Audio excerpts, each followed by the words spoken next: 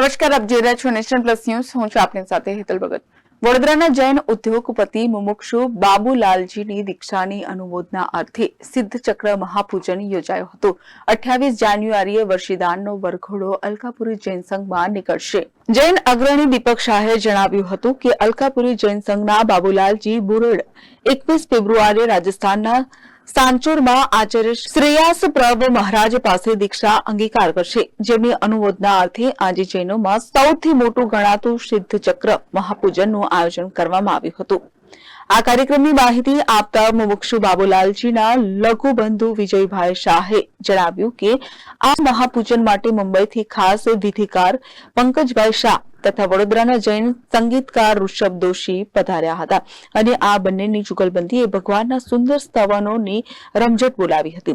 દરમિયાનમાં એમના પુત્ર વિમલભાઈ શાહે જણાવ્યું કે 28મી જાન્યુઆરીએ વડોદરાના રાજમાર્ગો ઉપર મુમુક્ષુ બાબુલાલજી બુરડના દીક્ષા પહેલા પરંપરાગત રીતે વર્ષીદાનનો વિશાળ વરઘોડો અલકાપુરી જૈન સંઘમાં નીકળશે તથા 21મી ફેબ્રુઆરીએ રાજસ્થાનના સાંચોર ખાતે આચાર્ય શ્રેયાસ પ્રભુ મહારાજ સાહેબ પાસે દીક્ષા લેશે.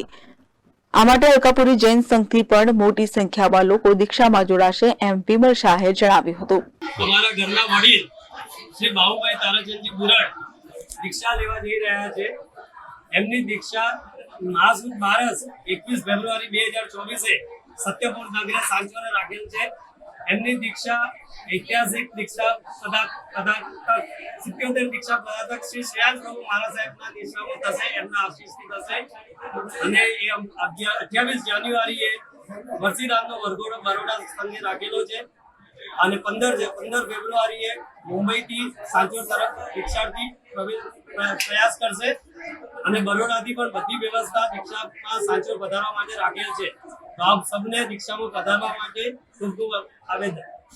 જય જીનેન્દ્ર. જય Jinendra. Bureau report Nation Plus News Vadodara. સમાચારોના સતત અપડેટ માટે નેશન પ્લસ ન્યૂઝના યુટ્યુબ ચેનલને સબસ્ક્રાઇબ કરો, બેલ આઇકન દબાવો અને ફોલો કરો ઇન્સ્ટાગ્રામ, ફેસબુક અને ટ્વિટર પર.